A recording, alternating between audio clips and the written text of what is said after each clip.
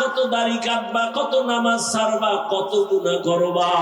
অন্তরে বুঝাও যে তোমার মতো যুবক জেনারেল লাইনে থাকিও যদি নামাজ পড়ে, চাকরি করে, পর্দা করে, দাড়িওয়ালা হয়, তুমি কেন পারবা না? মনে মনে আমার মালিকের কাছে তওবার নিয়তে ডাকো, হে মালিক, এই ময়দানে মনে হয় আমার মতো গুনাহগার কেউ নাই।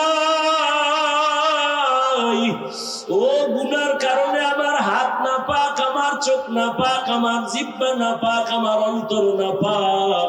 গুনাহ নিয়ে কবরে যেতে চাই না, কারণ এই গুনাহগার কবরে গুনাহ নিয়ে গেলে জাহান্নামের আগুন।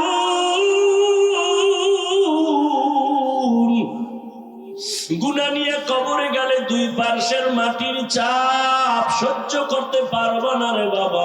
দুনিয়াতে সূর্যের গরম সহ্য করতে পারি না, মশার কামড় সহ্য করতে পারি না, একটা বেতের বাড়ি সইতে পারি না।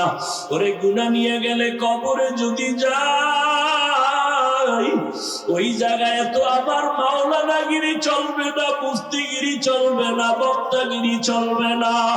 ওই জায়গায় গিয়া যদি তিনটা প্রশ্নের জবাব দিতে না পারি, আমার আল্লাহ রাগ হইয়া আওয়াজ দিবেন, ও ফেরেশতারা, জাহান্নামের আগুন দিয়ে কবরটা ভরিয়া দাও। এই নাফরমানের আর সুযোগ দেওয়া হবে না। আল্লাহ বলবেন, কবরের মাটি দুই দিক দিয়া জোরে জোরে চাপ দাও। এমন জোরে চাপ দিবে পাঁজরের হাড় চুরমার হয়ে যাবে।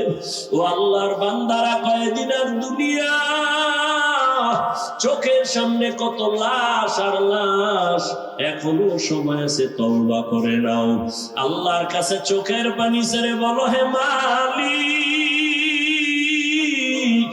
আমি দুনিয়ার যে কোনো কাজই করি, আর গুনাহ করব না, নামাজ ছাড়বো না, আর দাড়ি কাটবো না, বেপরদায় চলবো না, মা বাবার সাথে বেয়াদবি করবো না, শিক্ষকের দোয়া নিয়ে, উলামায়ে কেরামের নেক নজর নিয়ে নবীজির তরিকা মেনে চলবো।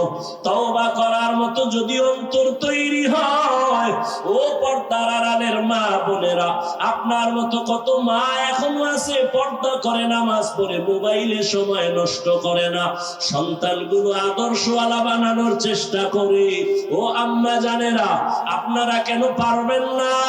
স্বামীর মাল হেফাজত করবেন, নামাজ পড়বেন, পর্দায় থাকবেন, মোবাইলে সময় নষ্ট করবেন না, সন্তানটাকে আদর্শ ডাক্তার বানাবেন,